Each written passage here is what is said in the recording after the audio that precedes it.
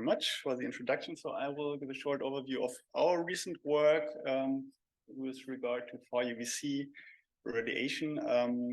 We are mostly focusing on skin damage since we're skin physiology department, but also recently we do some work on other tissues as mucosa and cornea of the eye. We are mostly focusing on 233 nanometer LEDs, which you can see here on the left side. We can use this source for ex vivo irradiation, but in a modified way, we also have a first study in vivo. And then also for comparison, we did irradiation with 222, and as positive controls, we used 254 and a broadband UVB hand lamp. So I don't want to go into much of the detail of the background, why we are actually using Far-UVC light. I think we're all very well aware of that. But we're still interested in the penetration depths. So I want to give some results of our simulations of the penetration depths. So we have performed some thin slices of skin, of the different layers of the skin, and then we could do some spectroscopic measurements using an integrating sphere. And thereby we were able to measure the remission and transmission of these sections and then simulate the optical properties, absorption and scattering coefficients. And we can really see very nicely that it's tremendously increasing below 240 nanometers. There's a little difference between 222 and 233. So depending on the application, one of the two could be more advantageous. I can get to that later maybe. And these optical properties we could then use for some further simulations with a forward Monte Carlo simulation to simulate the penetration depths. And thereby we can see that in the Far-UVC range, most of the light is really absorbed in the stratum corneum, and only a little part is reaching down to the viable epidermis, but never reaches the basal cell layer. That, of course, changes the further we move towards UVB light at around 300 nanometers. So these results really very well correlate with our recent ex vivo data, where we you can see this image, histologic image here, where we could see the maximum depth of CPD damages in the skin, and it's correlating very well with it. So I don't want to show much of the ex vivo data because we recently did a study in vivo where we measured, basically we could use this light source on the lower back, irradiated with 60 millijoules of 233. And in comparison, we also irradiated with UVB light. So we used a dose of 60 millijoules per centimeter square because cooperation partners in Greifswald have determined this dose to be sufficient to eradicate MRSA and MSSA.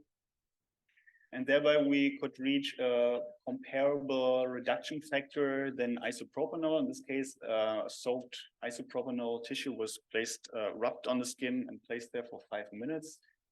So that's still a little bit more efficient, but comparable to this.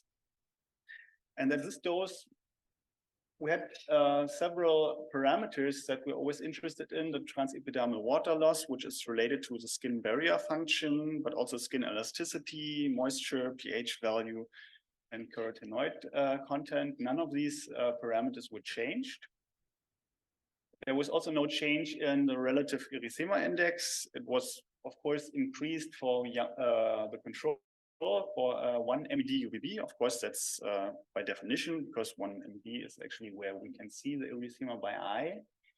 But what is interesting, we saw a change of the relative melanin index. After 1 hour, significantly increased, and then it decreased after 24 hours. So that's really interesting also in regard to some of the yellowing that we have heard in a previous talk, and also was reported by Edie. So we're also not really aware of what that is, but we think it must be related to some oxidative process that is only happening on the very superficial part of the stratum corneum. It's also after tape stripping, the first layer of corneocytes, we did not see any differences at all anymore. So next, we were also looking at the CPD damage. There was a little amount of CPD damage after 233, after 24 hours, and that decreased after 7 days. That was always lower in comparison to a quarter MED of UVB irradiation, because we determined that quarter MED UVB could be somewhat acceptable because we're always exposed to everyday sunlight irradiation anyways. And what's also interesting, in younger skin, we always have much lower CPD damages than in older skin, because there's just more active enzymatic repair mechanisms going on. And in older skin, this is reduced. So now, additionally to human skin, we also did some experiments on mucosa, because we can imagine that this is a useful application, a more medical application, because for MRSA and MSSA, it's accumulating in the nose and throat region, and thereby we could actually think of maybe having an endoscopic application. It's easily to do with LEDs, with the Far-UVC LEDs. But there's some differences in mucosa compared to human skin. Because we don't have a protective stratum corneum. Mucosa is covered by a thin film of mucin, which is also absorbing. But basically, we can say the trend is comparable, but of course, the damages are higher than in human skin. But if we think about a more medical application, this higher damage could be justified. So another application was cornea of the eye. We just heard some other results on this. So at the moment, we cannot really think of a medical application for the cornea of the eye, but it's more related to a dose that we would be exposed to in examples of overhead irradiation of Far-UVC light. And there was quite some discussion going on how to do these experiments, and finally we could obtain some samples of cornea from the eye from the University of Medicine in Rostock. These samples were initially intended to be used for cornea transplantation, so we could get some of these samples and irradiated them also at 233 at 60 millijoules and also at 222, 150 millijoules. For irradiation, we always placed a human tear fluid. Actually, that was natural human tear fluid on top of these samples. And if you look at the histopathologic images here, you can see we have really a very strong amount of CPD damages. In most cases, actually, it's about 100%. So the epithelium is completely affected by CPD damages in this case. So we ourselves are not really experts on eye, but talking to our cooperation partners, maybe the damage on the epithelium of the cornea is not as crucial as it would be in skin, for example, because the epithelium is renewing very quickly. So it would be more interesting to see if there's any damage occurring in the stroma underneath the epithelium. So if you look at the schematic, so we have heard about this before. So we have the epithelium, underneath there's a stroma, and on the lower part of the stroma, we have the endothelium, and this is a region where we really should not have any damage, because the damage in this region could potentially mean that we have a permanent damage of the cornea. So what we did is we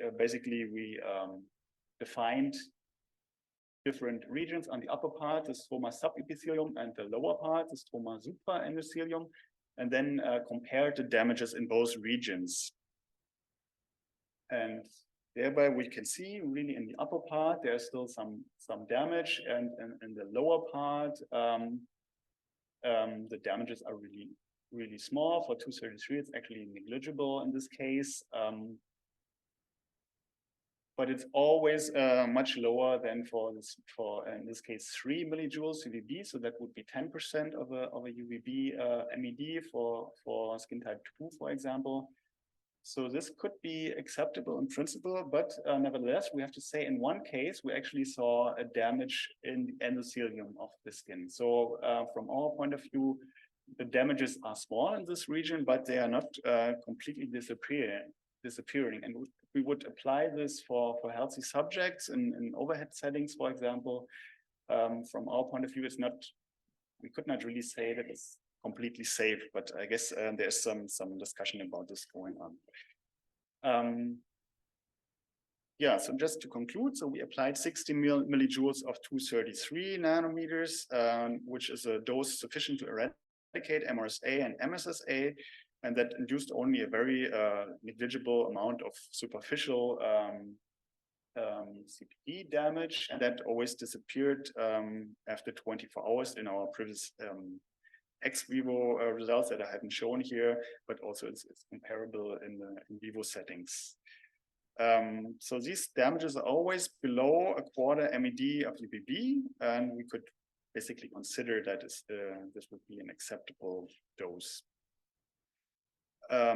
Yeah, older skin has higher damage than younger skin because there's reduced repair mechanisms, and excised mucosa shows a similar tendency, but higher damage because of the lack of a stratum corneum or protective mechanism. And with regard to the cornea and the epithelium, we have a very strong amount of CPD damages, but it's very low in the stroma supraepithelium. Yeah, so thank you very much for your attention. Also,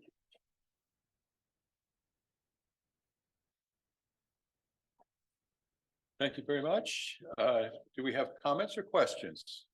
Over here is one, and well, let's take this one first. And you pointed at me? Okay. So two things. One is you showed a lot of damage with 222 in the stratum corneum, and which we didn't see in the other talk. I thought it's similar doses, which seems interesting. Any comment about that?